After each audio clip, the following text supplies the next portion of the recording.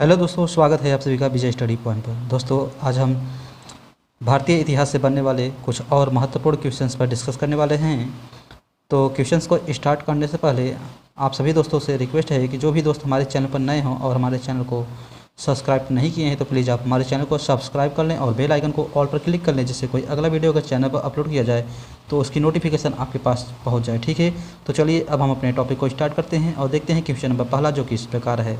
अकबर का राज्याभिषेक कहाँ हुआ था? तो अकबर का राज्याभिषेक कहाँ हुआ था? तो इसका सही जवाब होगा option number D, Kalanaur. Kalanaur के दुर्ग में जो है अकबर का राज्याभिषेक हुआ था। ठीक है, ऑप्शन डी इसका सही जवाब होगा। चलिए चलते हैं आगे और देखते हैं अगला क्वेश्चन। क्वेश्चन नंबर 2, हुमायूंनामा किसने लिखी है? तो हुमायूंनामा की रचना किसने की थी? तो इसका सही आंसर होगा ऑप्शन नंबर डी, गुलबदन बेगम ने। ठीक है, गुलबदन बेगम ने जो है हुमायूंनामा की रचना की थी। ऑप्शन डी इसका सही जवाब होगा। चलिए चलते हैं आगे और देखते हैं अगला question. Question number 3, regulating act कब पारित किया गया? रेगुलेटिंग एक्ट कब पारित किया गया? तो इसका सही जवाब होगा ऑप्शन नंबर ए, 1773 ईस्वी में। ठीक है, रेगुलेटिंग एक्ट जो है 1773 ईस्वी में पारित किया गया था, जिसके तहत जो है 1774 में कलकत्ता में जो है एक उच्चतम न्यायालय की स्थापना की जाती है। ठीक है, ऑप्शन ए इसका सही जवाब होगा। चलिए चलते हैं आगे और देखते हैं अगला क्वेश्चन। क्वेश्चन नंबर 4, चूहों के मंदिर के नाम से विख्यात मंदिर है। तो चूहों के नाम से मंदिर, कौन सा मंदिर विख्यात है?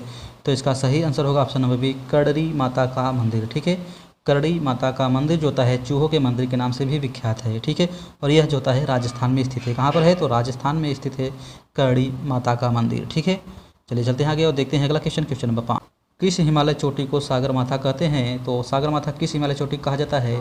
इसका सही जवाब होगा option number C, Mount Everest को। ठीक है, माउंट एवरेस्ट को जो है सागर माथा के नाम से भी जाना जाता है, और यह चोटी जो है नेपाल में स्थित है, और इसे नेपाल में ही सागर माथा के नाम से जाना जाता है। ठीक है, चलिए चलते हैं आगे और देखते हैं अगला क्वेश्चन। क्वेश्चन नंबर 6, चंद्रप्रभा वन्यजीव अभयारण्य कहाँ स्थित है? तो चंद्रप्रभा वन्यजीव अभयारण्य कहाँ पर स्थित है? तो इसका सही जवाब होगा ऑप्शन नंबर सी, उत्तर प्रदेश में। ठीक है, कहाँ पर? उत्तर प्रदेश में जो है चंद्रप्रभा वन्यजीव अभयारण्य स्थित है। ठीक है, चलिए चलते हैं आगे और देखते हैं अगला क्वेश्चन। क्वेश्चन नंबर 7, विटामिन शब्द किसने प्रतिपादित किया है? तो विटामिन शब्द का प्रतिपादन किसने किया था?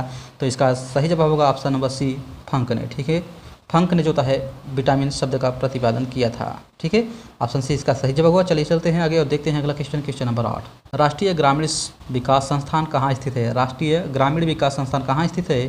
तो इसका सही जवाब होगा ऑप्शन नंबर ए, हैदराबाद में। ठीक है, राष्ट्रीय ग्रामीण विकास संस्थान जो है वह हैदराबाद में स्थित है। ठीक है, ऑप्शन ए इसका सही जवाब होगा। चलिए चलते हैं आगे और देखते हैं अगला क्वेश्चन। क्वेश्चन नंबर 9, किस युद्ध से भारत में मुगल राज्य की नींव पड़ी थी? ठीक है, तो किस युद्ध से भारत में मुगल राज्य की नींव पड़ी थी? तो इसका सही जवाब होगा ऑप्शन नंबर सी, पानीपत का प्रथम युद्ध। ठीक है, पानीपत के प्रथम युद्ध से जो है भारत में मुगल साम्राज्य की नींव पड़ती है।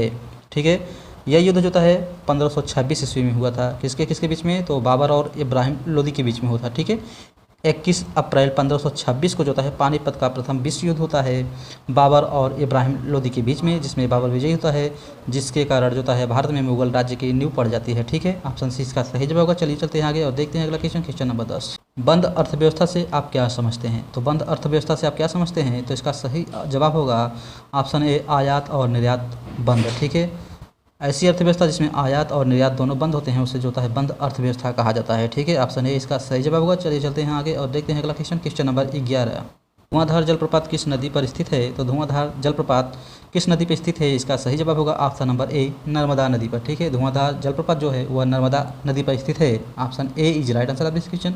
चलिए चलते हैं आगे और देखते हैं अगला क्वेश्चन। क्वेश्चन नंबर 12, निम्नलिखित में से किस देश में पंपास घास के मैदान स्थित हैं? तो पंपास घास का मैदान कहाँ पर स्थित है? तो इसका सही जवाब होगा ऑप्शन नंबर सी, अर्जेंटीना में। ठीक है, अर्जेंटीना में जो है पंपास घास के मैदान स्थित हैं। ठीक है, चलिए चलते हैं आगे और देखते हैं अगला क्वेश्चन। क्वेश्चन नंबर 13, नंदवंश का संस्थापक कौन था? तो नंदवंश का संस्थापक कौन था? तो इसका सही जवाब होगा ऑप्शन नंबर डी, महापद्मनंद। ठीक है, महापद्मनंद जो है नंदवंश का संस्थापक था। और नंदवंश का अंतिम शासक अगर पूछा जाए तो इसका राइट आंसर होगा घनानंद। ठीक है, घनानंद जो है नंदवंश का अंतिम था, और महापद्मानंद ने जो है नंदवंश की स्थापना की थी। ठीक है, ऑप्शन डी इसका सही जवाब होगा।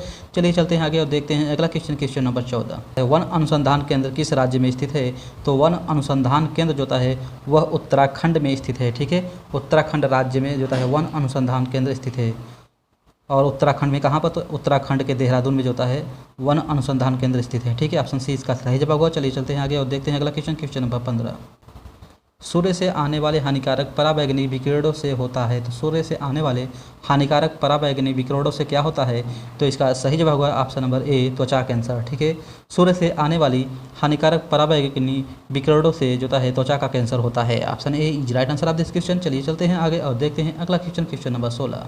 वंशागत के नियमों के अध्ययन को कहते हैं। तो वंशागत के नियमों को अध्ययन को क्या कहा जाता है? तो इसका सही जवाब होगा ऑप्शन नंबर सी, अनुवांशिकी। ठीक है, अनुवांशिकी कहा जाता है वंशागत के नियमों के अध्ययन को। ठीक है, ऑप्शन सी इसका सही जवाब होगा। चलिए चलते हैं आगे और देखते हैं अगला question, question number 17। Rangoli Bharat के किस क्षेत्र में जो है किस क्षेत्र की प्रमुख कला शैली है? तो रंगोली जो है भारत के महाराष्ट्र की जो है प्रमुख कला है। कहाँ की? तो महाराष्ट्र की। ठीक है, option A is right answer of this question. चलिए चलते हैं आगे और देखते हैं अगला क्वेश्चन, क्वेश्चन नंबर 18। जन्माष्टमी के दिन किसका जन्मोत्सव मनाया जाता है? तो जन्माष्टमी के दिन किसका जन्मोत्सव मनाया जाता है? इसका सही जवाब होगा option number C, Shri Krishna का। ठीक है, किसका? तो श्री कृष्ण का जो है जन्माष्टमी के दिन जन्मोत्सव मनाया जाता है। ऑप्शन सी इसका सही जवाब होगा। चलिए चलते हैं आगे और देखते हैं अगला क्वेश्चन, क्वेश्चन नंबर 19। महाकुंभ कितने वर्षों के अंतराल पर होता है? तो महाकुंभ जो है कितने वर्षों के अंतराल में होता है? तो इसका सही जवाब होगा ऑप्शन नंबर ए, 12 वर्ष के अंतराल पर। ठीक है, महाकुंभ का आयोजन जो है प्रत्येक 12 वर्ष के अंतराल पर किया जाता है। ऑप्शन ए इसका सही जवाब हुआ। चलिए चलते हैं आगे और देखते हैं अगला क्वेश्चन, क्वेश्चन नंबर 20। निम्नलिखित में से कौन सा लवण मानव हड्डियों में सर्वाधिक मात्रा में पाया जाता है? तो कौन सा लवण है जो मानव हड्डियों में सबसे अधिक मात्रा में पाया जाता है? तो इसका सही जवाब होगा option number D, calcium phosphate. ठीक है, हड्डियों में कैल्शियम फास्फेट सबसे अधिक मात्रा में पाया जाता है। ऑप्शन डी इसका सही जवाब होगा। चलिए चलते हैं आगे और देखते हैं अगला क्वेश्चन, क्वेश्चन नंबर 21। मेघ गर्जन वायुमंडल की किस परत में होता है? तो मेघ गर्जन वायुमंडल किस परत में होता है?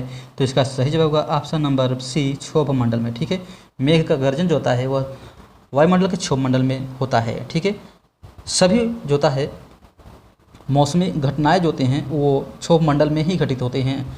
ठीक है, आप लोग इसे भी ध्यान रखिएगा। ऑप्शन सी इसका सही जवाब होगा। चलिए चलते हैं आगे और देखते हैं अगला क्वेश्चन, क्वेश्चन नंबर 22। 323 ईसा पूर्व में सिकंदर महान की मृत्यु हुई थी। तो 323 ईसा पूर्व में सिकंदर महान की मृत्यु हुई थी। पहले आप लोग यही याद रखिएगा। ठीक है, एक क्वेश्चन तो यहीं से बन जाता है कि कब सिकंदर की मृत्यु हुई थी? तो 323 ईसा पूर्व में जो था सिकंदर की मृत्यु हो गई थी। और तो वह मृत्यु कहाँ हुई थी? यह क्वेश्चन पूछ रहा है कि 323 में जो है 323 ईसा पूर्व में सिकंदर महान की मृत्यु हुई थी, तो वह कहाँ हुई थी? तो इसका सही जवाब होगा ऑप्शन नंबर डी, बेबीलोन में। ठीक है, बेबीलोन में जो है 323 ईसा पूर्व में सिकंदर महान की मृत्यु हो जाती है। ऑप्शन डी इसका सही जवाब होगा। चलिए चलते हैं आगे और देखते हैं अगला क्वेश्चन, क्वेश्चन नंबर 23। भारतीय राष्ट्रीय कांग्रेस के सबसे अधिक समय तक अध्यक्ष कौन रहे हैं? तो भारतीय राष्ट्रीय कांग्रेस के सबसे अधिक समय तक अध्यक्ष जो थे वो थे अबुल कलाम आज़ाद। अबुल कलाम आज़ाद जो है भारतीय राष्ट्रीय कांग्रेस के सबसे अधिक समय तक अध्यक्ष रहे थे। ठीक है, ऑप्शन नंबर सी इसका सही जवाब होगा। और यदि पूछा जाए कि भारतीय राष्ट्रीय कांग्रेस के जो है सबसे युवा अध्यक्ष कौन थे, तो वो भी कौन थे? अबुल कलाम आज़ाद ही थे। ठीक है, ऑप्शन सी इसका सही जवाब होगा। चलिए चलते हैं आगे और देखते हैं अगला क्वेश्चन। झुकी हुई मीनार के लिए प्रसिद्ध पीसा कहाँ स्थित है? झुकी हुई मीनार के लिए प्रसिद्ध पीसा जो है इटली में स्थित है। ऑप्शन ए इसका सही जवाब होगा। कहाँ पर स्थित है? तो इटली में है झुकी हुई मीनार। ठीक है, ऑप्शन नंबर ए इसका सही जवाब होगा। चलिए चलते हैं आगे और देखते हैं अगला क्वेश्चन, क्वेश्चन नंबर 25। शून्य की खोज किसने की? शून्य की खोज किसने की थी? तो इसका सही जवाब होगा ऑप्शन नंबर सी, आर्यभट्ट ने। ठीक है, आर्यभट्ट ने जो है शून्य की खोज की थी। ऑप्शन सी इसका सही जवाब होगा। चलिए चलते हैं आगे और देखते हैं अगला क्वेश्चन। मानव द्वारा सर्वप्रथम प्रयुक्त धातु कौन सा था? तो मानव द्वारा सर्वप्रथम प्रयुक्त धातु कौन था? तो इसका सही जवाब होगा ऑप्शन नंबर बी, तांबा। तांबा जो है मानव द्वारा सबसे पहले प्रयुक्त किया जाने वाला धातु था। ठीक है, ऑप्शन बी इसका सही जवाब हुआ। तो आज के लिए बस इतने ही क्वेश्चन थे। यदि क्वेश्चंस अच्छे हों और वीडियो आप लोगों को अच्छी लगी हो तो प्लीज़ इसे लाइक करिए और शेयर करिए। और आप यदि चैनल पर नए हैं और चैनल को सब्सक्राइब नहीं किए हैं तो आपसे रिक्वेस्ट है कि आप चैनल को सब्सक्राइब कर लें और बेल आइकन को ऑल पर क्लिक कर लें, जिससे कोई अगला वीडियो अगर चैनल पर अपलोड किया जाए तो उसकी नोटिफिकेशन आपके पास पहुँच जाए। ठीक है, तो वीडियो देखने के लिए आप सभी दोस्तों को बहुत बहुत धन्यवाद।